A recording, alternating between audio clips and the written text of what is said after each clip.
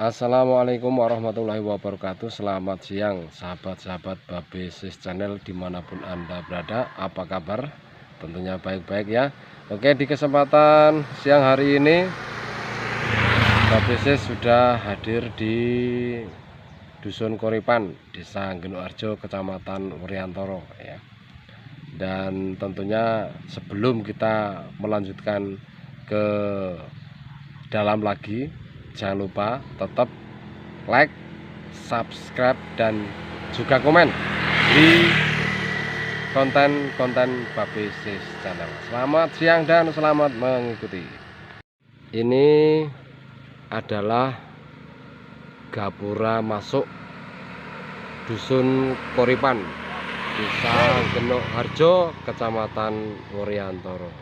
Dan nanti kita akan lebih masuk ke dalam lagi untuk melihat situasi dan kondisi yang berada di Dusun Koripan dan apa yang terdapat di dalam Dusun Koripan. Penuh sejarah yang tentunya bisa membuat dan membuka kenangan kembali kepada sahabat-sahabat aku, sahabat-sahabat Babesis Channel dimanapun Anda berada, tentang suka duka waktu di Dusun Koripan. Sampailah kita pada posisi di lapangan bola voli Dusun Koripan yang dinamakan lapangan voli Dirgantara, dan di situ ada tertulis plakat makam ke arah barat ya. Di sana tempat dan lokasinya, nanti kita akan mencoba menguak ke sana. Dan ini lokasi sekitar lapangan bola voli Koripan atau lapangan bola voli Dirgantara. Kita mampir dulu di tempatnya Pak RT bersama teman-teman ya, mungkin nanti bisa membantu kegiatan Babesis Channel di hari ini atau di hari ini ya, dalam rangka meliput Dusun Koripan. Kita sudah sampai di sebuah sendang yang berada di sebelah utara Dusun Koripan ya, namanya Sendang Kahuripan, yang makanya sering disebut dengan Koripan, berawal dari Sendang Kahuripan.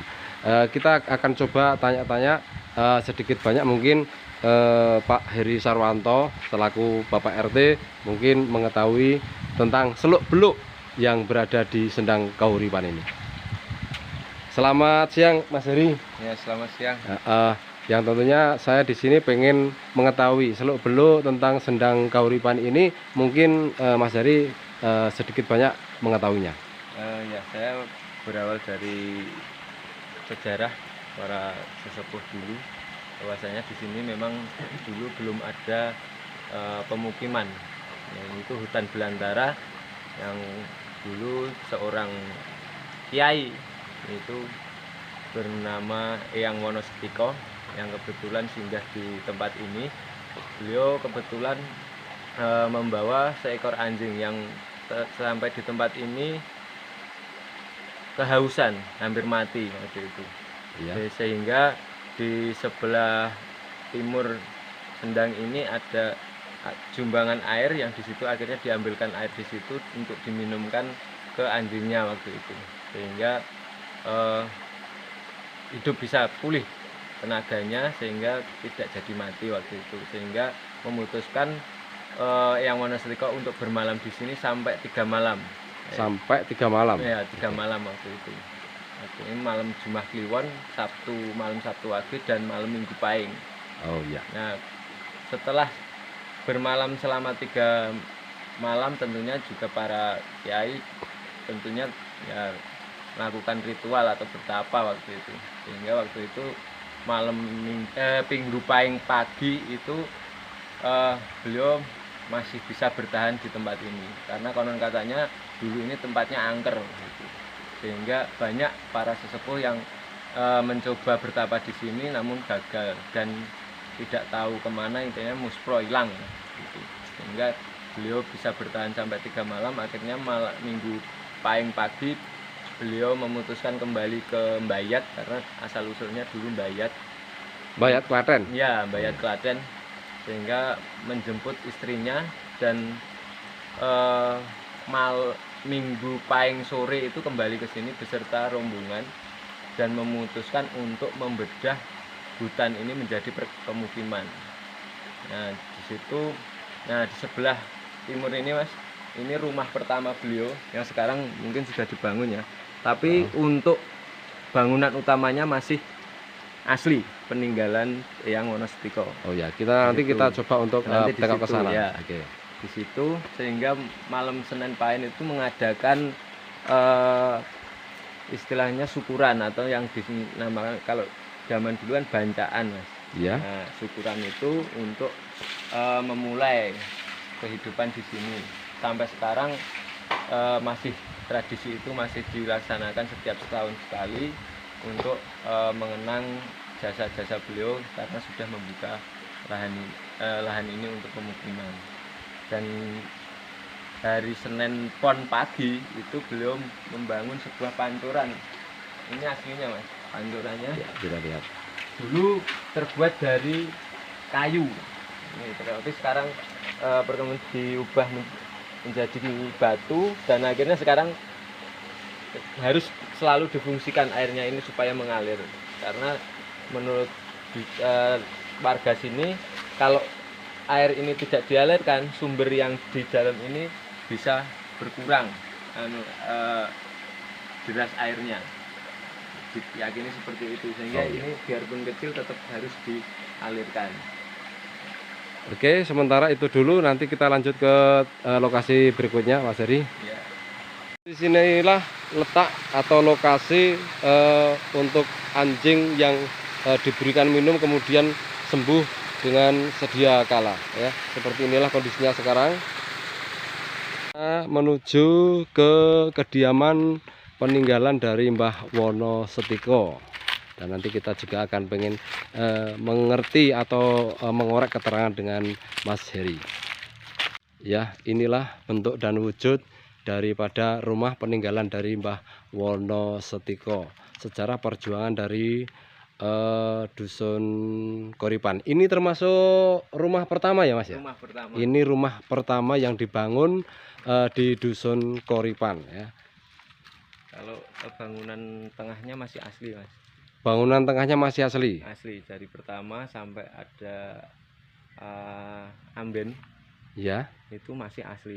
Cuman yang dipugar hanya di yang bagian luarnya saja.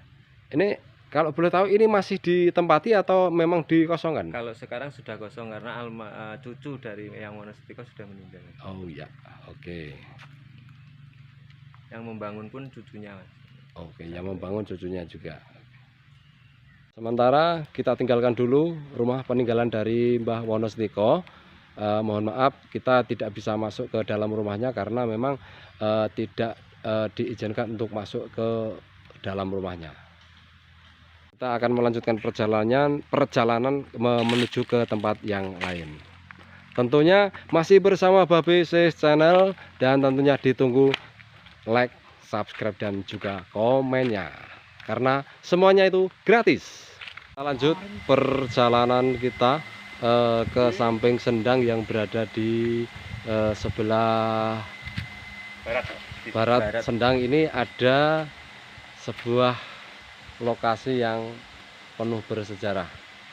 Mungkin Mas Heri bisa menjelaskan? Ya, setelah malam Senin Pon itu mengadakan tirakat, Mas. Itu paginya dengan menandai ini sebagai sumber mata airnya, yaitu ditanam pohon beringin. Oh, ini ya? Iya, pohon trembesi sama pohon pule.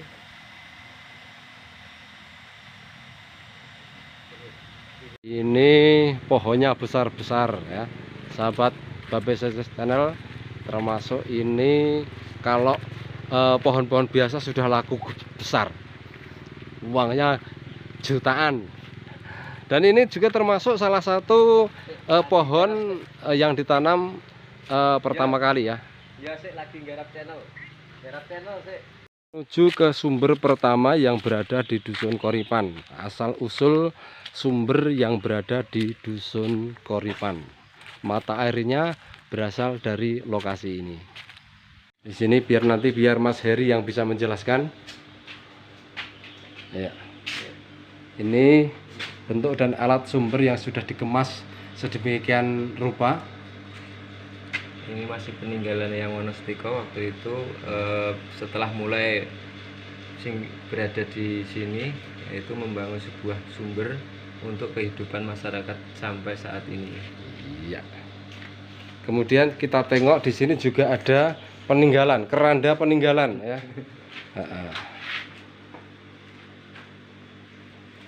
Baik, tiba saatnya kita berada di pemakaman Dusun Koripan yang tentunya di dalam sana terdapat sebuah makam peninggalan atau sebuah makam dari almarhum Mbah Wonostika, seorang pendiri Dusun Koripan.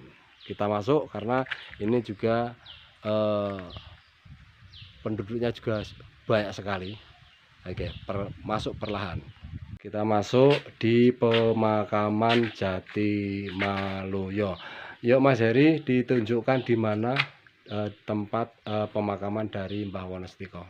Ya, Eyang Wonostika itu memang sangat teliti Mas. Jadi dari persiapan beliau mulai berada di sini, yaitu membuat sebuah sumber tadi, dan di sini beliau awalnya menandai sebuah pohon jati di 4 penjuru, yaitu tepatnya sini Mas.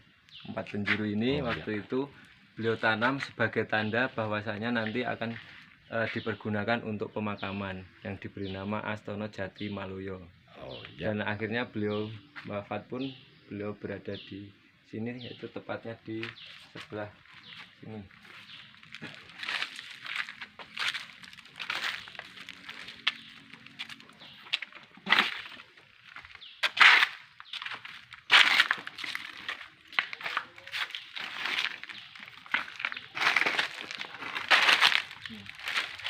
Nah, ini adalah makam pendiri Dusun Koripan, yaitu Eyang Wonostika.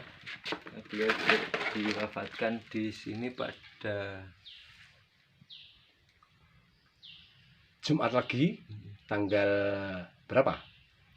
25 Ba'da Maulud 1914. Iya. Beliau wafat. Dipugar pada tahun 1982. Itu baru dipugar, diikutsertakan dengan adik-adiknya, yaitu Eyang Karyowijoyo, itu Muntadi Kromo. Ini adalah para anak buahnya dulu yang melakukan penyebaran agama Islam pertama kali bersama Eyang Wonostika di sini. Dan nanti kita menuju lokasi kedua, yaitu tempat pertama penyebaran agama Islam di desa ini. Oke. Di sinilah letak lapangan sepak bola yang dulunya sering digunakan untuk kegiatan olahraga warga dari Dusun Koripan. Sangat lebar dan luar biasa. Dulu sering juga dipakai untuk anak-anak sekolah untuk berkemah di sini. Ini kita sudah sampai di sebuah bangunan Polindes Melati yang di Komplek Padepokan Martowijoyo, Koripan Genoarjo, Wuryantoro, Wonogiri. Seperti ini kondisinya, dan kita akan masuk ke sebuah Padepokan Martowijoyo yang di sana berdiri beberapa buah bangunan, termasuk masjid, juga TPQ, perpustakaan. Juga kalau yang di sebelah tadi sudah ada Polindes, dan ini adalah pos pertama untuk masuk ke Padepokan Martowijoyo. Dan juga di sini dilengkapi sebuah tempat parkir ya, bila mana nanti ada yang berkunjung, tempat parkirnya juga sudah disediakan. Inilah letak masjid dari Dusun Koripan. Namanya Masjid Asy-Syakirin ya. Dan ini adalah halaman Padepokan Martowijoyo. Oke, mungkin bisa dijelaskan lagi Mas Heri? Ya, di sini adalah pusat Islam pertama kali, yaitu yang Karyawijoyo dan dilanjutkan oleh anaknya yang pertama Mbah Martowijoyo. Nah ini sampai saat ini masih bisa dilanjutkan perjuangan beliau, itu berawal dari padepokan ini, yaitu penyebaran agama Islam hingga sekarang masih dipergunakan untuk mendidik anak-anak untuk mengenal agama Islam lebih jauh. Ya, konon kabarnya sering terkenal dengan namanya yang mempunyai Mbah Langgar ya? Ya, karena dulu belum berupa masjid Mas, masih posisi asli yaitu ini bangunan yang dari kayu ini berbentuk langgar. Berbentuk langgar, maka beliau dikenal dengan sebutan Mbah Langgar. Kita tengok kegiatan anak-anak TPQ yang sekarang ya. Dan inilah bentuk kegiatan dari anak-anak TPQ yang berada di Dusun Koripan, Desa Gedoarjo, Kecamatan Wuryantoro. Dan di sana kita lihat di dalam ruangan masjid juga ada kegiatan anak-anak TPQ yang sedang belajar.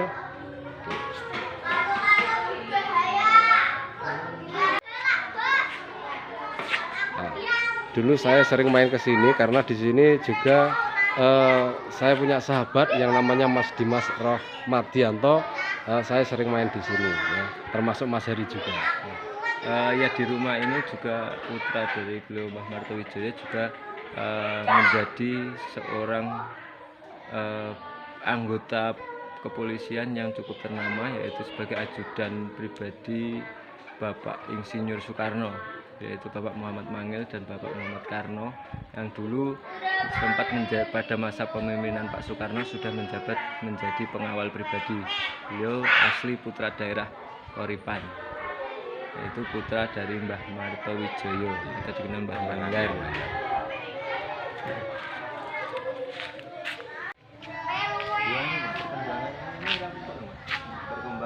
Akhirnya usai sudah perjumpaan kita di kesempatan hari ini, dan terima kasih sekali informasinya dari Mas Heri. Banyak sekali informasi-informasi yang saya dapat dari jenengan. Mudah-mudahan bermanfaat bagi sahabat-sahabat Babis Channel, dan tentunya bisa membuat mereka-mereka yang berada di perantauan menjadikan tombol kangen. Ya. Makasih Mas Heri. Assalamualaikum warahmatullahi wabarakatuh.